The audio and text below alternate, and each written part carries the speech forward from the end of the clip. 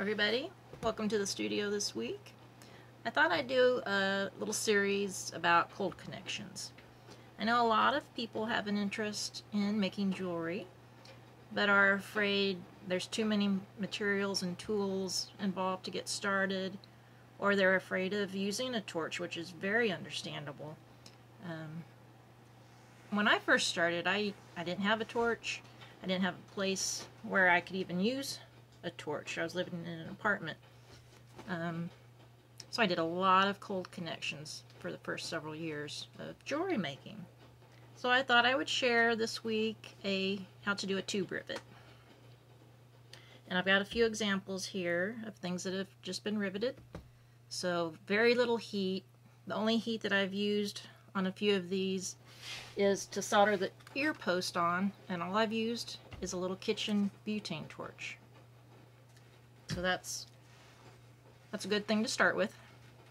Kind of gets you used to working with the flame and gas.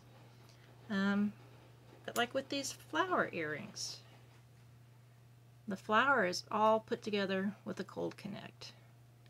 The only heat I used was to solder the post on, and you could definitely do that with the little butane torch. And with this tube rivet, even using the butane torch, I soldered a little brass head. That way you don't see the tube from the front, but you can see the tube on the back. And even these little berries, you could use just the little tiny kitchen torch for that. So this is mostly a cold connect earring.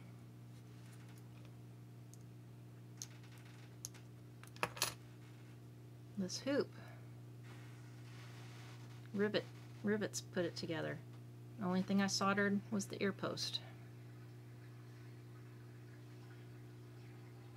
There's a little tube rivet and two tube rivets on the end there.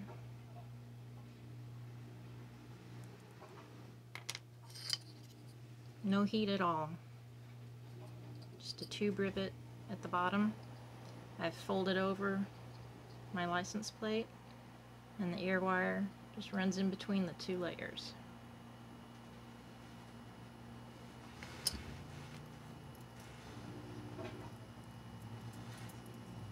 Tube rivet puts all the layers of the ear post together.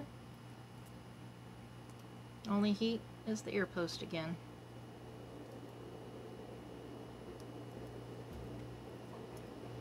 So there's a lot that you could do with absolutely no heat or just a tiny torch that you can buy at the kitchen store. So today let's start with the tube rivet.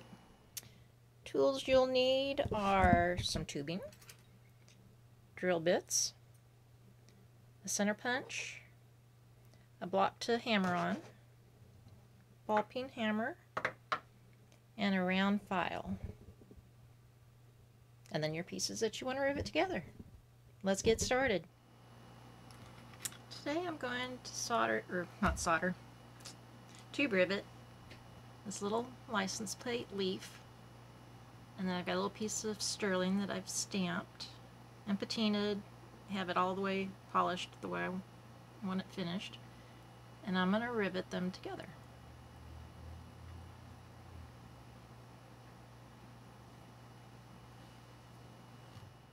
So the first trick is to find the right drill bit that corresponds to the tubing that you've chosen.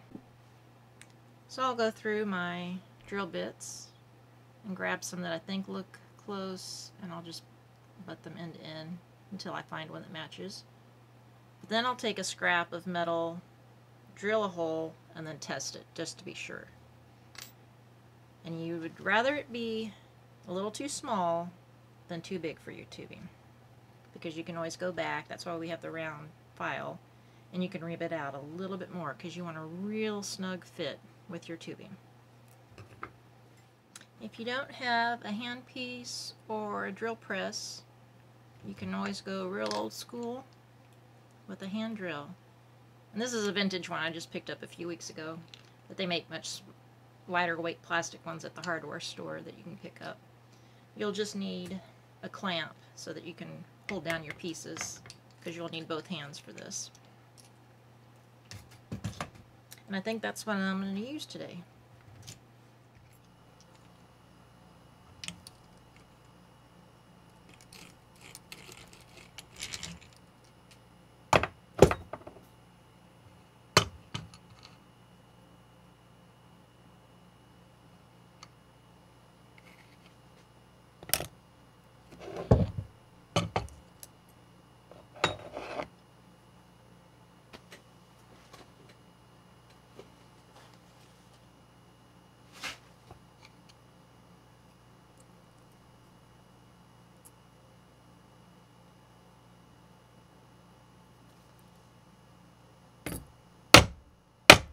Give it a little tap to start the hole.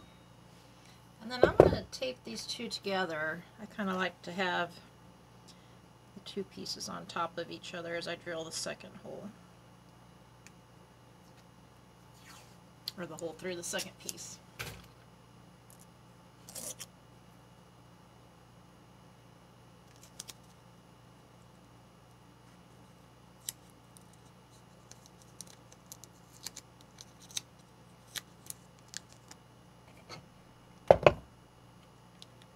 Actually, that little bit of tape would help hold the pieces together too, on top of using the clamp.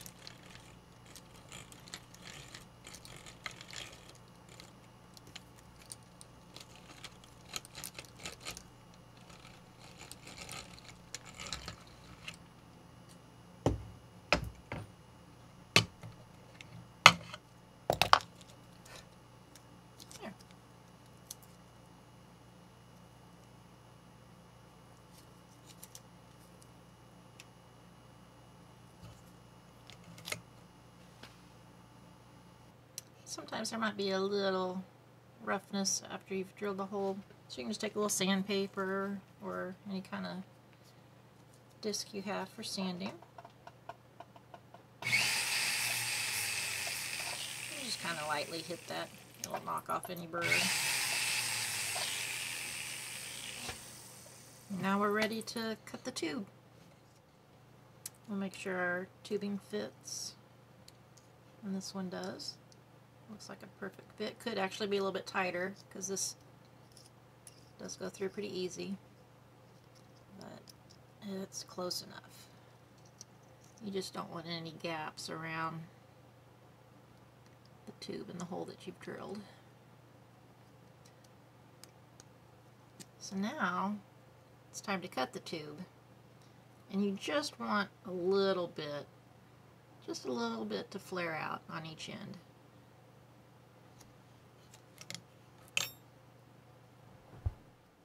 And this may take a little trial and error to figure out exactly how much. I just like to take a little Sharpie and eyeball it with the same amount on each end.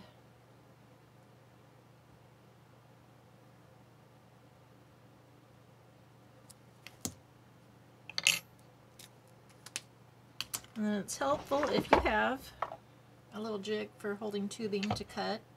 If not, you can do it without.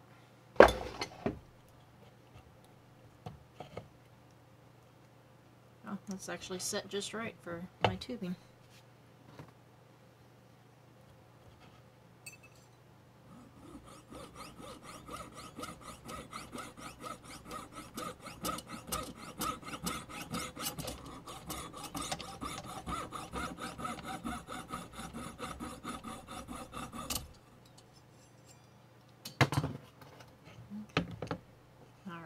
There we go, we've got our little rivet.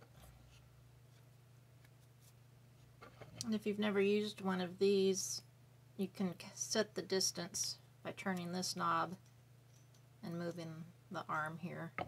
That way you get the same cut every time.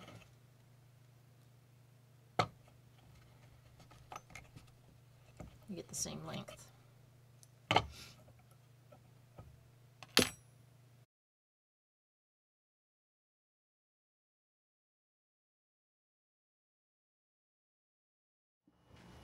Now we're going to take our center punch and give a light tap just to start the flare on the tube. And it's just enough that now that I've lifted it, it's not falling through. I'm going to flip it. Do the same thing to the other side.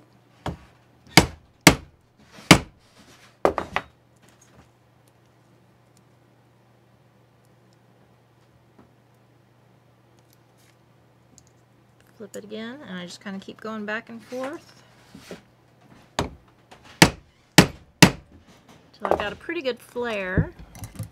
And then I'll switch over to the ball peen hammer, and you just kind of tap, go all the way around, and keep your hammer to the outer edge of the tube.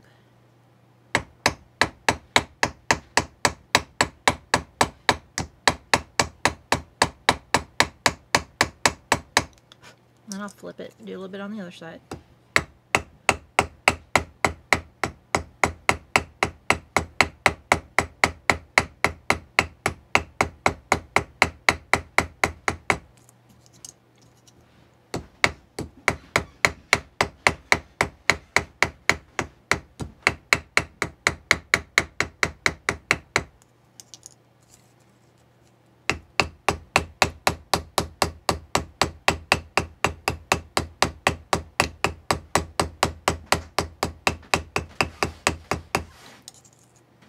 And then when I have a good flare, it's almost down, I'll switch over to the other side of the hammer.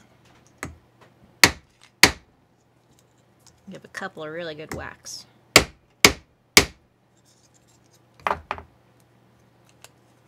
remove our tape. And there we go. Both pieces are secure.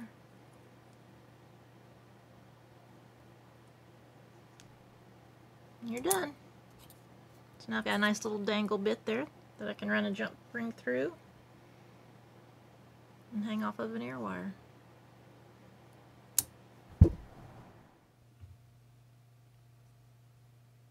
Tube rivets. I love them. It's one of my favorite cold connects. So next week I'm going to continue with the tube rivet, but we'll get a little more complex with layering and stacking elements together with the tube rivets, adding spacers and creating more depth in our piece. Thanks for stopping by this week. See you later.